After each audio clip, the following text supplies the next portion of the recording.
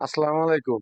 দেখুন, আমার স্ক্রিনে একটা ভিডিও দেওয়া আছে। আমাদের আমজনতা পার্টির তারেক ভাই, উনি উনার দলের নিবন্ধনের জন্য নির্বাচন কমিশনের কাছে আবেদন করেছিলেন।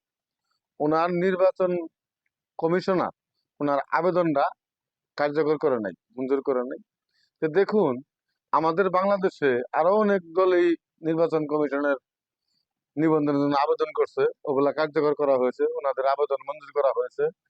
তা আমি বলতেছি, আমাদের এই আমজনতা পার্টির তারেক ভাই, উনি আমাদের দেশের জন্য কথা বলেছে, উনি আমাদের গণতন্ত্রের জন্য কথা বলেছে।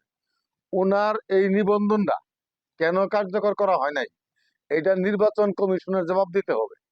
আমি বলতেছি, আমাদের এই তারেক ভাইয়ের পাশে আমার বাংলাদেশের যারা কন্টেন্ট ক্রিয়েটর আছেন, আমি সকল ভাইদেরকে বলবো, আপনারা এই বিষয় নিয়ে কথা বলেন এবং তারেক ভাইয়ের পাশে দাঁড়ান।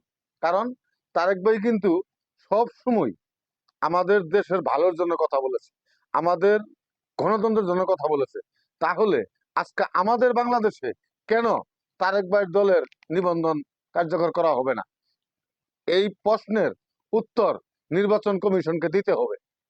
কারণ আমাদের বাংলাদেশে আমরা দেখছি, যে সমস্ত দল নিবন্ধন পেয়েছে, ওই সমস্ত দলের যদি নিবন্ধন পায়, তাহলে তারেক ভাই নিবন্ধন পাওয়ার যোগ্য, তারেক ভাইকে নিবন্ধন দিতে হবে। পাশাপাশি আমি আরেকটি কথা বলছি, দেখুন, এর আগে আমার একটা ইউটিউব চ্যানেল ছিল, আমার ইউটিউব চ্যানেলটা সমস্যা হয়েছে। এই চ্যানেলটা আমার নতুন, যারা আমার চ্যানেলটা সাবস্ক্রাইব করেছেন তাদেরকে ধন্যবাদ। আর যারা এখনো সাবস্ক্রাইব করেন নাই, তারা চ্যানেলটি সাবস্ক্রাইব করে রাখবেন। প্রতিনিয়তই নতুন নতুন আপডেট পাইবেন।